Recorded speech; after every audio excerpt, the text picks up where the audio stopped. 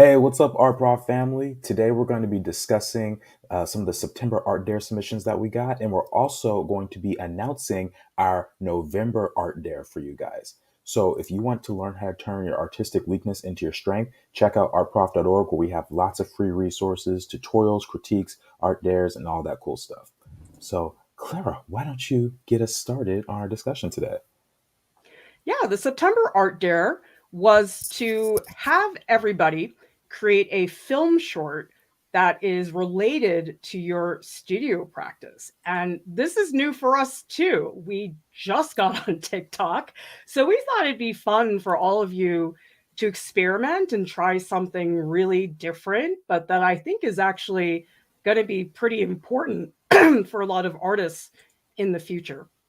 So let's get started by looking at the first artist, Joanna Lee from the US. And they say, I felt immediately intimidated by the premise of creating a short. I love watching reels with dynamic content. So I included some of my favorite materials, spinning on a lazy Susan to create visual diversity.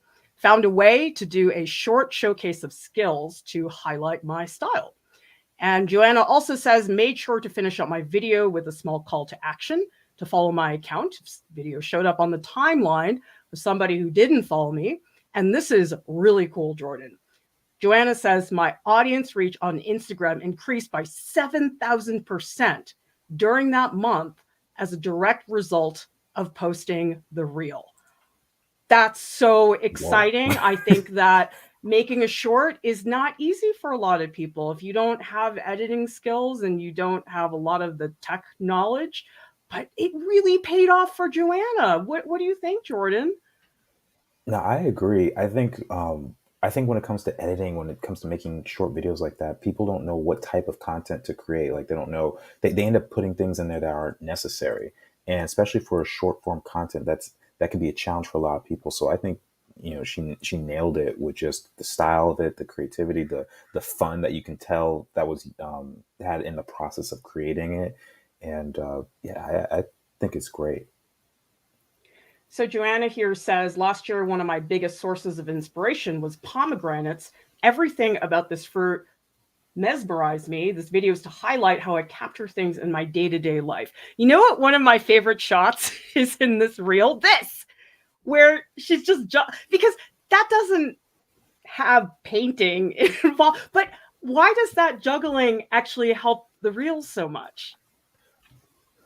I think just contrast and gets you to see something a little bit different. And it takes you out of the art space for just a quick second, and it's just fun. And I'll probably be biased because pomegranate's actually my favorite fruit. For those who didn't know, so Really? there's always that.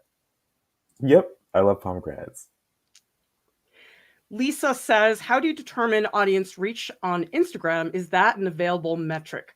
I believe it is. I think you can tap on a specific post to find out its reach.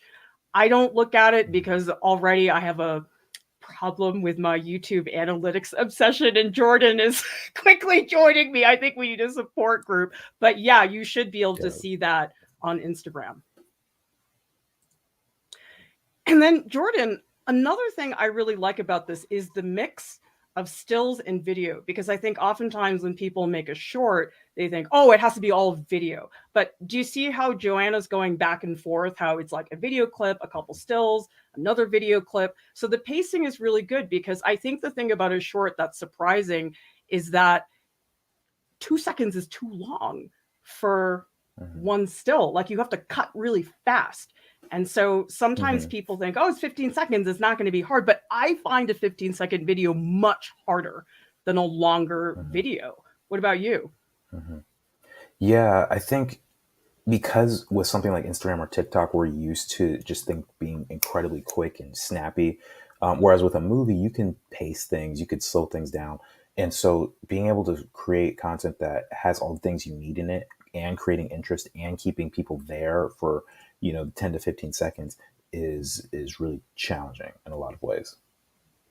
So Diana says the reel of Joanna's is really fun and dynamic. Yeah, I think you did a great job, Joanna. And these shorts, they're not easy for a lot of people.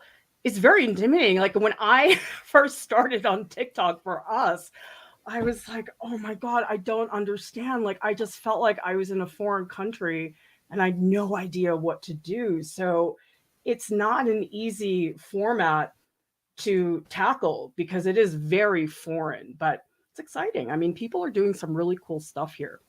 Okay, let's take a look at the next artist, Espen H from Norway, who says, I want to paint with light the way Tian Chen Sum relights a single image portrait.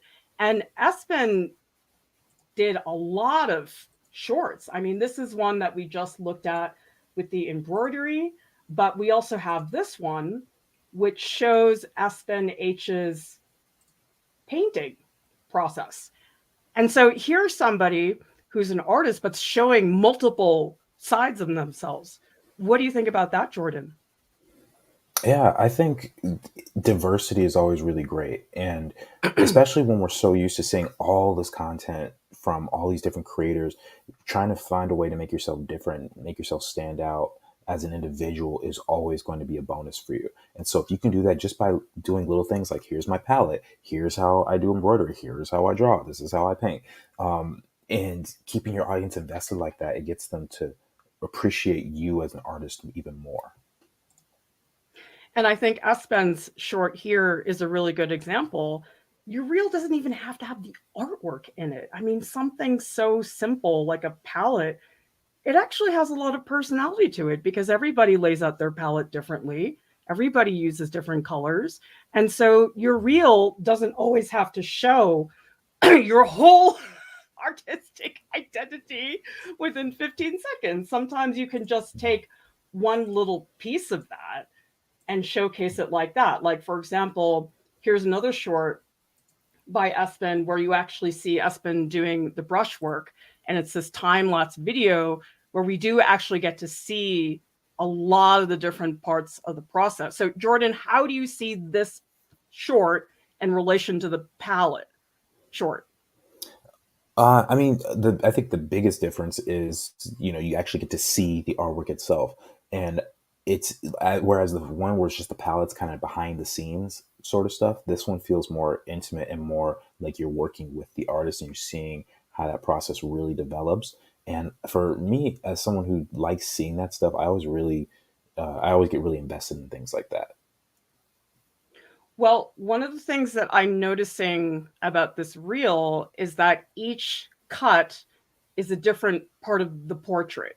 Because I think sometimes I see these time lapse videos and it's just one shot the whole time and it never changes. And so you can see here the camera moves around a little bit.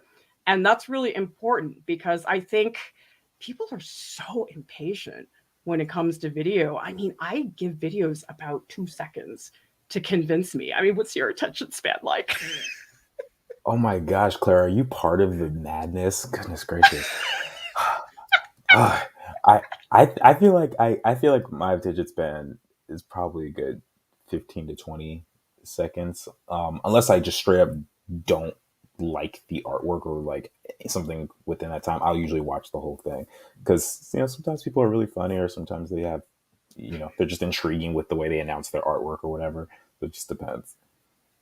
I really like this shot, by the way. So it's a good way to end the video because you see the finished piece, but also it's not just a still. Do you notice how it slowly zooms out? Like that's a really, Hmm. really simple way to make a still more dynamic. And the speed of it's pretty good. Like sometimes people zoom in and out and it's like super fast. It's actually making it hard to see the artwork. So Hmm. Espen, I think you did Yeah. a really great job of keeping that dynamic, but also it doesn't get in the way of us really appreciating the artwork. So Lisa says, I haven't made something to hold my camera yet. Holding and drawing is tough. Well, Lisa, actually, I can show you guys because it's right here on my counter. So this is what I recommend. It's a Banks cell phone holder. It's not expensive. I think it's like $15 on Amazon.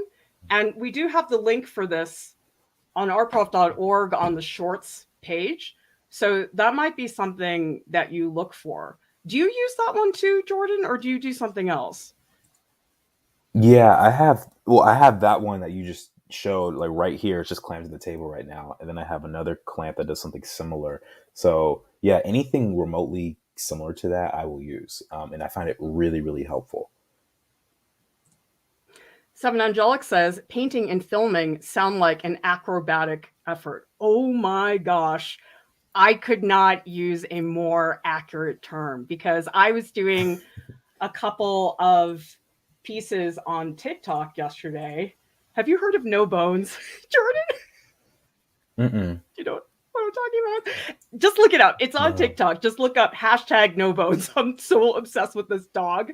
I'm not a pet person, but it's this game where this guy has this pug, and some days he stands up straight so he has bones, and other days he flops over when he doesn't have bones. So it's a no bones day. It means you get to just chill and do whatever. But if he stands up, you have to get up and do these. It's so funny. And so I've been Oh, watching that's that, cool. and I did a duet. So I drew Noodle, the dog, and then put that on TikTok. So that was really fun to do. But I was like trying so hard to get the right angle, and the lighting had to be good, and you had to see the crayon. Oh my God, it's so hard. Have you tried doing a short? Yeah, because I know you're talking about getting on TikTok. Yeah, well, I tried recording my drawings, and I haven't like gone to the editing process. But with my own videos on my own channel, I've noticed that to make something look effortless takes all the effort in the world. Like, something just like even like a 10-minute video or something like that takes 5 or 6 hours of editing sometimes. And if you're talking about music and cutting and making sure things read well or whatever, it's a lot. It's not easy to do at all. Joanna says my bucket noodles for Halloween. Oh my gosh. Well, Joanna, I'm so glad you could join us. And Diana G is also here as well. So let's take a look at Diana G's short while I tell you about Diana's process. So Diana is from Chile, and Diana says, "This is my first time participating in an art dare. My piece is a sampling of failing in the creative process, a normal situation in any artist's life." Well, this is so different than the other reels where people are just trying to show how, oh, it's all perfect and I just pop out these masterpieces with no effort. And Diana here is saying, no, no, no, no, no. It's stuff happens. What do you think about that take, Jordan? Because this sort of goes against the typical thing people expect from artists on Instagram. I think what something that we've learned through art prop is that people appreciate things that are real. And whenever you show something like a mistake or a flaw in your artwork, that is real. Like that's not artificial because no one intentionally messes up their artwork, at least not usually. And so to showcase that and put that in your work is just it feels more authentic and it's like, oh wow, this is a real artist, this is part of the process and I it's relatable, honestly. And Diana, I feel your pain. Like I'm looking at this shot where Diana's trying to rub off these sections, and we feel your pain. There's an empathy here that happens. It's sort of like when you watch a movie and you create empathy with the character. Like that's what we're experiencing with you right now as an artist. Good for you, Diana. I mean, so many people do not want to show any shred of struggle online. And it's a Mhm. problem for a lot of artists now because there is this very artificial expectation that we're perfect all the time. I mean, don't you find that Mhm. messes with artists online? It messes with me a lot. And even me, like I have so many drawings. I literally have a stack of drawings that are this thick, like of figure drawings. And most of them I have never been posted, or I may not even share most of them ever because I'm like, ugh, it doesn't look that great. But so I actually really appreciate someone who can share the work that is seen as, a struggle or challenge for them. Seven Angelic says, Diana, love your piece. Even if it didn't work out, it's good of you to share the struggle. And Revi says, I love this one. Great job on being true to the process. I think it's wonderful that you're doing that, Diana, because really what you're doing is you're doing a service for the artist community by reassuring people that it's okay for things to not go as planned. Thank you so much, RB Dick, for the super sticker. We greatly appreciate your support. All right, let's take a look at the next artist, who is Maya Work. And Maya says about her process that she recently moved to Switzerland from Canada, quickly realized that trains are a really important part of Swiss culture. I began to accumulate a lot of train tickets. I started drawing on these tickets to pass the time when I'm traveling. And the size and shapes of the tickets are perfect for little inky illustrations. So this is Maya's process video about these train ticket doodles. And Maya says it was challenging to the story of me being late for the train, drawing on the train tickets in 15 seconds. I had a lot of fun trying to fit my process into the 15-second clip. Hope to make more, perhaps longer ones in the future. What do you think about Maya's short, Jordan? I think this one's a lot of fun because it tells a full story. Like was mentioned in the text. Running late for the train. Getting the ticket and drawing it, and then seeing the accumulation of all those drawings on each ticket. It tells a complete story in a very short amount of time, and I think that's what makes this so successful as a video, as a clip. Really nice variety of clips, because people oftentimes think for an art video it should be all art. But I love, Maya, that there's a clip of your feet. Like, that really feels like I'm with you walking down the street. This is a great shot. It's just the train going down, the close up here, stepping further back, seeing all the train ticket doodles coming together. I mean, you packed a ton of information about your process in a very short clip. And it also says something about where you live. Why does that part matter, Jordan? Because people think it's just, oh, artwork, artwork. But actually, who you are matters online. Why do you think that is? I think all of us put ourselves into our own work, and that's where people struggle when they can't put their own personalities and their own tastes in their work. And so, with this video, with this short, you're able to say a lot about yourself, like just like what led you to being late for the train. What led you to being in this specific location, and we see that you're wearing Converse. Like, there's a lot of little tiny bits of personality and taste that are put into this video without really saying anything. It's just really, really quick, and I don't even think it's something that we catch on the first watch. Though I think it's a second, third watch that we see that sort of stuff. Yeah, actually, one of the keys to getting your reel to have more reach is if people keep watching it. So we're helping you here, Maya. We're just looping your short over and over again, and that makes the algorithm like it more. So some really nice comments here, like Guilty says, art bloomed within a cultural narrative.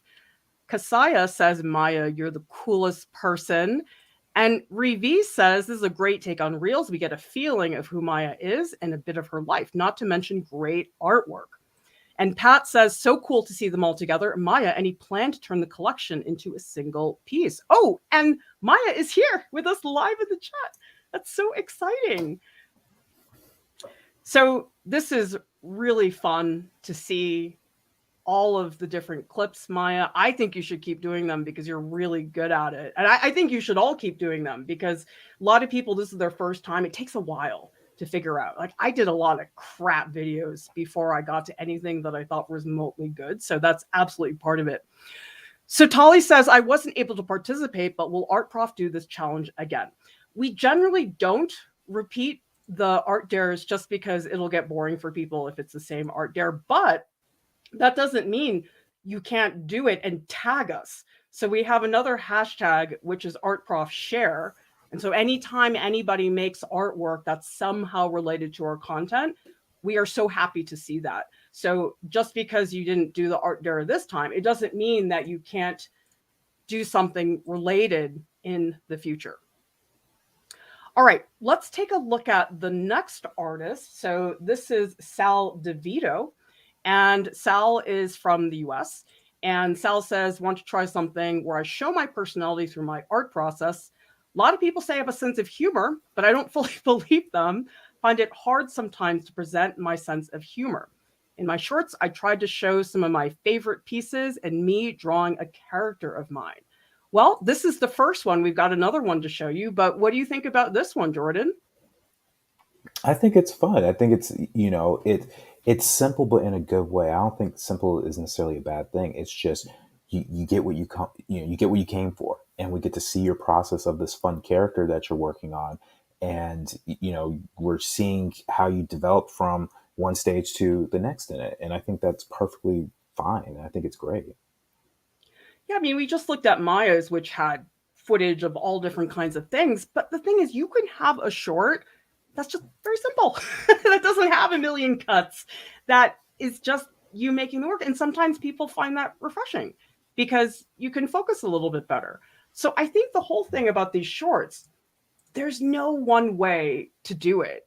And everybody has their own take on it. So never think that you're not able to do something because, oh, it doesn't look like everybody else's.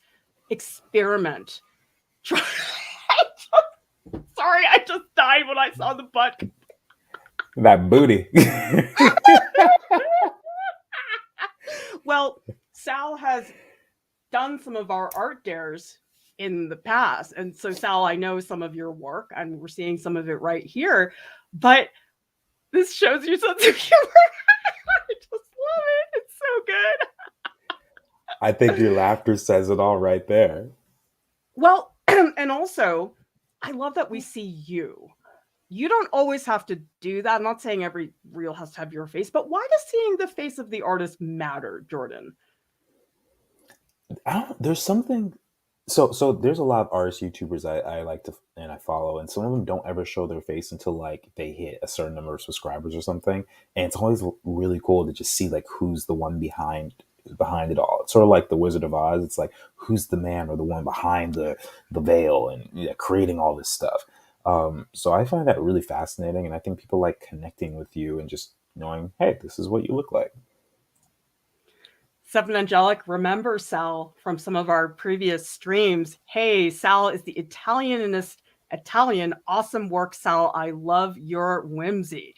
Yeah, I mean, it definitely comes across. And Sal, I want to see more of this because I know you did a whole series with these figures that had the architecture on the back. And I would just really encourage you to keep showing your personality because when you do, it's awesome. I just think these are fabulous. And then seeing just this lineup of your pieces, we see your Instagram, social media links at the bottom. The call to action is very important. I know, Jordan, you just started your own YouTube channel. You should all subscribe to the Joe McFo Show. But Yes, why is please the do. end of the video important in terms of that call to action? I think oftentimes people just tend to move on and they'll just leave like, oh, okay, great video, and they'll go to the next one or go do what they have to do. But for us as artists, I think it's important for us to go like, hey, we would love your support, remind and reminding people like to either draw something or subscribe or like or share the video, whatever it is. And I think as a community of artists, we owe it to ourselves to help each other out. So I think it's just helping build a community and making it stronger. I confess, I always felt like an idiot being one of those people saying, hey, everybody, comment on the video, subscribe. But the thing is, it works. That's the thing, is that when you start asking people, hey, follow me here, you can comment here. It's like it doesn't occur to people to do that unless you remind them. Like actually, Lisa H, you're so fabulous, started this campaign for everybody to comment on the skull portrait video that I posted to see if we could boost it in the algorithm and the views went up. It's so much fun. So the thing is, you may feel like a dope asking people to do that, but just do it. It actually does help quite a bit. Okay, let's announce the prizes. The honorable mention goes to Joanna. So congratulations, Joanna, on the honorable mention. We are so happy to see your progress. And the prize winner is Maya Work. Maya, amazing job on this reel. I don't know if you've done film in the past, but you definitely have a knack for it. And I love the train ticket doodles. What's so fun about the train ticket part, Jordan? I think they just feel kind of raw. It's just like they aren't, heavily critiqued or like, like I'm sure you thought about them as you're working, but I don't feel like it's like you're exhausting all your creative energy. You're just like, I'm just going to doodle something. It's fun. It's organic. And I think we don't see that very often. So I think that's what makes this a lot of fun. And to see a series of them is great too. And people assume that if it's a drawing, it should just be a white sheet of paper. And you're going, no, it's a train ticket. That's my canvas. And I think Mhm. just that is so wonderful. And then the fact that it's accompanied by this really well cut together reel is so exciting. So here's Maya in the chat. And we also have Joanna here as well. And I love so much. Oh, and this is Espen, generic name. I'm so happy you could join us live for the video. I mean, Jordan, isn't this awesome that people here congratulate each other? You don't see Oh that a yeah. lot in online communities. Why do you think that matters to the Art Prof family? Art in itself, it can be very isolating. A lot of it is not super glamorous. A lot of it's just being stuck in a room by yourself, working and trying new things. And to see, hundreds of other people doing the same thing and then encouraging you rather than putting you down, everyone else, exact opposite of what I see on most YouTube comments. It tends to be like very hurtful or, trolls or whatever. And we have our trolls every once in a while, but I think the Yeah. encouragement is always needed and wonderful. Diana G says, I enjoyed this dare so much. I'll participate in the next one. Well, speaking of the next art dare, let's talk about the November art dare, which is to create a travel poster for your hometown or where you live right now. So for me, my hometown was Newton, Massachusetts, and where I live right now is Salt Lake City. But for Jordan, what's your hometown and where do you live right now? Los Angeles. I've returned after several years, but now I'm back home. So that's it. So, a couple things to think about when you're designing your poster, which is what is the goal of a poster? Jordan, what's the purpose of a poster? What's it supposed to do? I would say it could be to brand something or to market something. Uh, it's basically, the way I see it is basically like a very simple snapshot to create a much or showcase a much larger idea. So whether it's like a movie or something like that, like you have one image to show what this whole movie's about and how you want the audience to feel and the reaction you want to get from them. And then I would also ask yourself when you're designing this, where do you see posters? Because they can come in all different forms. Sometimes when I was in New York City, there were always tons of posters on the subway. There'd oftentimes be posters where there was scaffolding, or sometimes you see a poster online. So think about that because that's different than, say, a fine art painting, which doesn't have all those different contexts that it can exist within. And here's another thing. What types of visuals do you associate with posters, Jordan? Do you think about bright colors or light colors? What do you think about? I tend to think like about really graphic and striking images because, like, since I used the movie poster example before, if I have a single shot to get people interested in my film, what am I going to showcase? So, like, since it's necessary for me to bring up Spider-Man every single video, Of course. the Spider-Verse poster, they had a picture of Miles like in his outfit and he's diving down into the city upside down. And that was like kind of the cool, that was the frame or the title image, I guess you could say, for the movie. And so that's basically what your job is, to be able to condense all these ideas into one thing. Well, so Lisa is saying the goal of a travel poster is to get you to visit. So that's important to identify because, yeah, we want them to be visually interesting, but ultimately that is what the poster is trying to achieve. So definitely keep that in mind. And then really think about text. This is a graphic design project in some ways.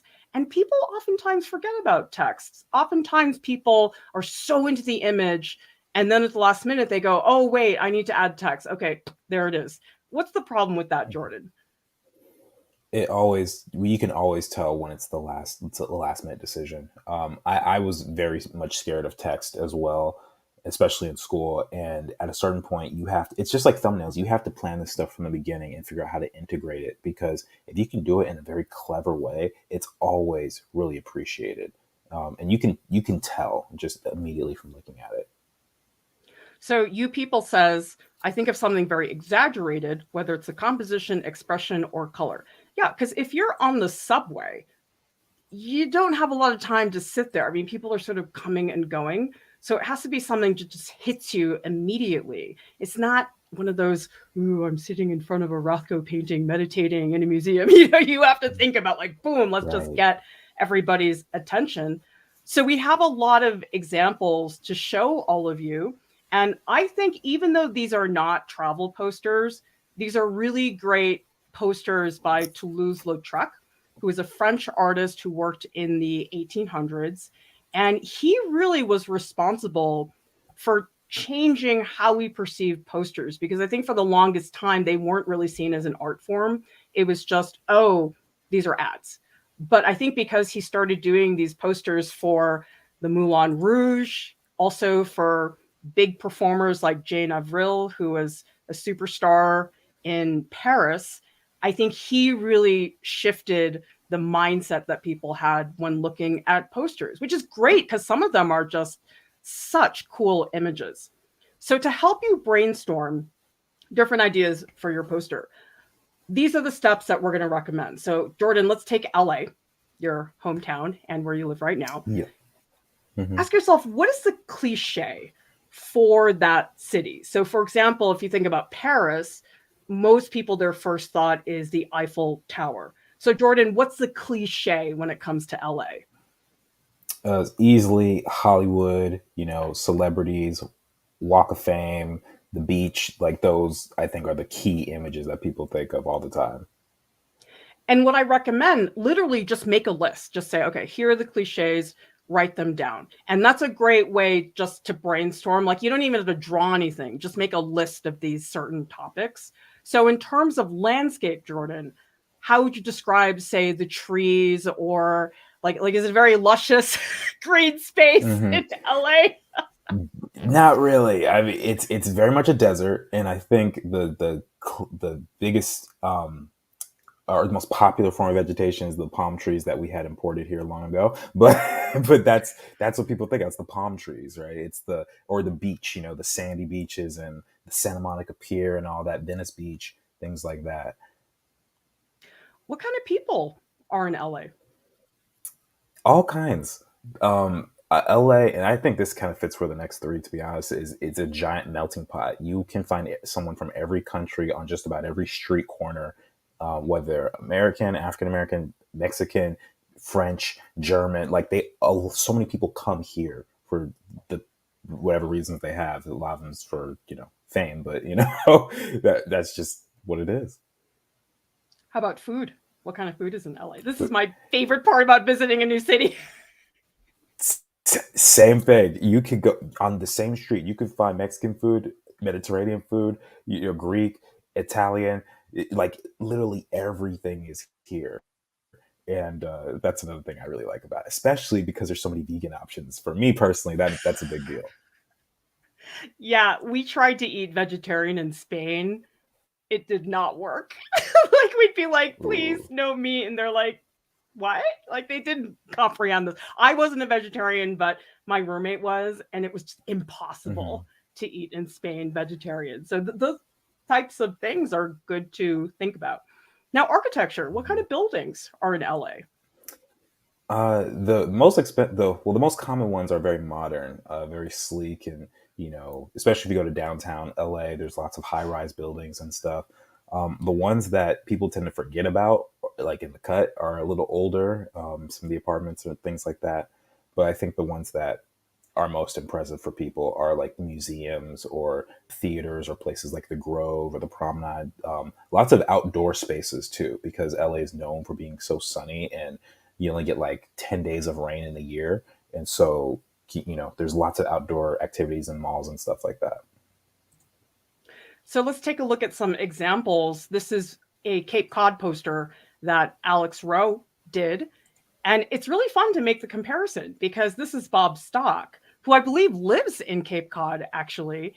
And look at the comparison because these are two different people. They both chose to do a lobster. But the thing is, there's such different views of Cape Cod. Like Bob Stock's looks sort of aggressive, like Alex is a little bit more realistic looking. So that's another Mhm. thing you want to do is not just think about, okay, what's the text, what's the city, what am I trying to say, but style, I think is very important. Like these WPA posters had a very particular style. Like, how would you describe the style of these posters, Jordan? Very graphic, very shape based and color based. And they're able to use the shape and color and value of things to explore depth as well, rather than being more naturalistic and painterly and all of that stuff that we all love so much.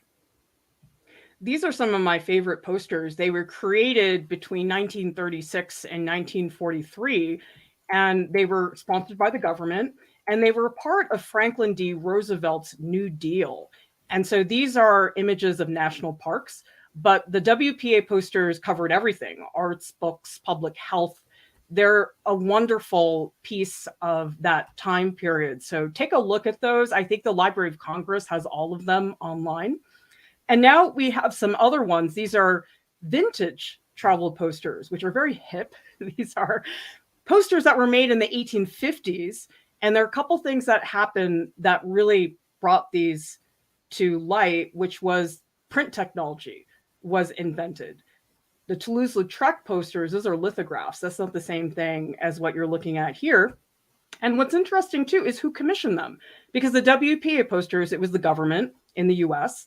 But the travel posters, a lot of these were commissioned by rail lines, by airlines later on. You can see from the examples, a lot of them were inspired by Art Deco and Art Nouveau.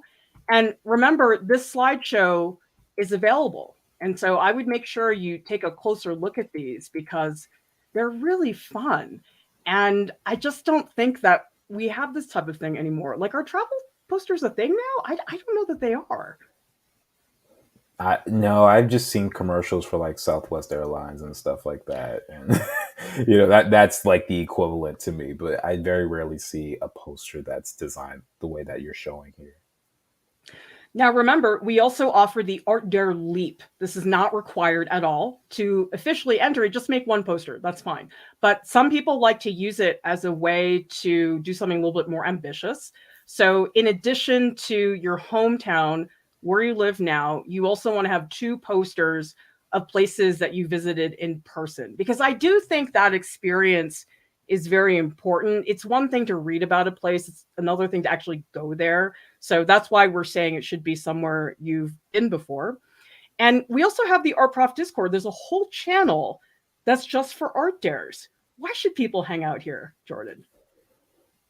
Because everyone there is awesome. No, Well, no, that's but true. it's that's true. But no, it's a specific area for everyone. Give people like Dixie Wing, and isolated. So yeah, it's great. It's really fun to see what other people are doing throughout the month. People post their works in progress, their thumbnail sketches, and we have all the information in the pinned messages as well for easy access. And if you want to get information about all the guidelines and prompts, just go to artprof.org. You want to click on Learn and Create. There's a section for art dares. And then we do have a page where you can see all the art dares. And you want to go down onto that page. We have the slideshow available. If you scroll down, we also have an upload form. We really prefer that people submit on Instagram. But if you don't have social media, you can use this Google form to submit your work. And if you do submit on Instagram, just tag us, art.prof, and use hashtag artprofdare. Because we love sharing all the entries. Isn't it fun, Jordan, to see how everybody has a different way of tackling the prompt? Yeah, I think that was one of my favorite things about art school is just we would all get the same prompt for homework, and then you get 20 different interpretations of that prompt, And it's basically the same thing we're doing here, except it's a global audience, and we're getting people from various different cultures and backgrounds. And you also have more time to create these than we did in art school. So that's a big bonus too. And we give out prizes for honorable mention and also the prize winner. And remember, this Google slideshow is available, so take a look at it. The link is in the YouTube video description, and it's also on artprof.org. And remember, you can access all of our slideshows because, dude, these take a long time to make. And so we want to make sure people are using them beyond just the stream. Art Prof as a podcast is available on Spotify and also on iTunes. And Jordan and I are going to be doing a stage session right after the stream. Please meet us in the Discord and the post live streams channel. This is your opportunity to talk to me and Jordan on voice. You don't have to, you can just come and listen and hang out. But this is one of the ways that we really get to interact with you closely and chat on voice.